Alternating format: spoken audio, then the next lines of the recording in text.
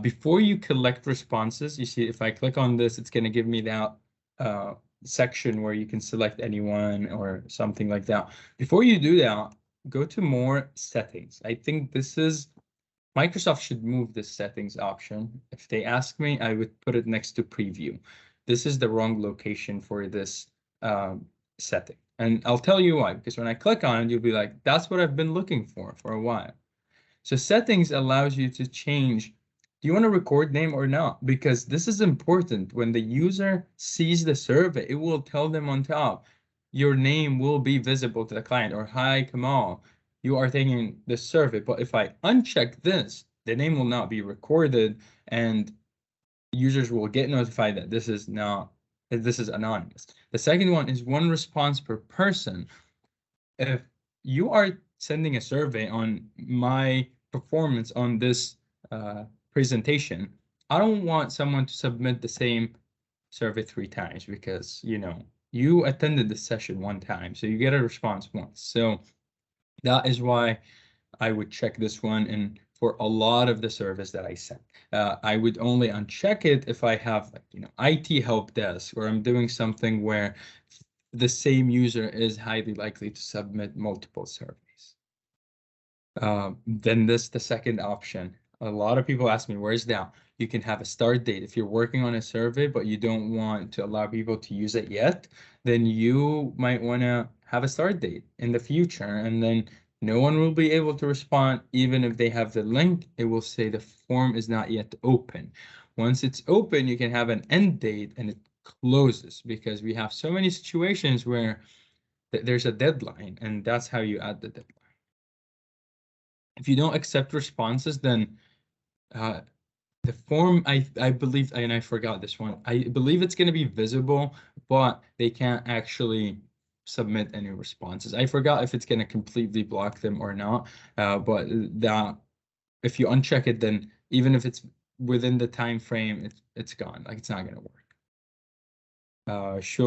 See, I can't shuffle questions. Do you know why I can't shuffle questions? I can't because I have sections and I had ordering where I said I put that drop down, say go to the next section. If I shuffle, then they can't really do it for me.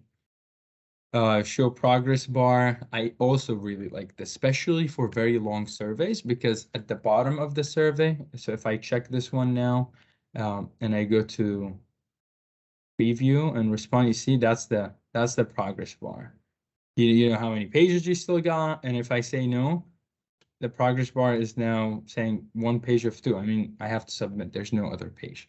But this is very helpful if you have 5, 6, 7 pages survey. Where was I? Settings. Customize a thank you message. Forever, this one did not work. They had it, but it never worked. Now it works, but you can customize a thank you response to the user as they submit. But this is not an email or anything. This is on the home page. Once they hit submit button, it will say, you got this, thank you. So when I go and I respond to that survey, preview, I say yes, next, submit. Well, I didn't fill out anything, so it didn't let me.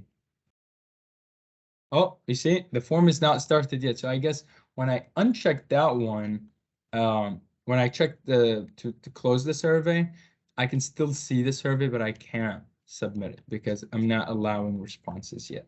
I would need to. Oh, I had a date. Never mind. So, responses received. This one, after they submit, there will be an option where they can say, send me my responses via email, and they can click on it. If it was anonymous, then they can put their email. It's still anonymous to you though. Get email notification for each response. Be careful with this one, because if you have a group like this one, this form is created on a team site. Everybody in that team on that email address that is created with any team will get notified. We'll get an email, will go to that mailbox basically. So be careful with that. If it's personal form, then definitely check it, and then you get a response every time. When I said be careful, because I made the mistake in the past, like 3 years ago, where I said send me emails, and I had 500 plus people within an hour respond to it, and I was like, I'm done working that day.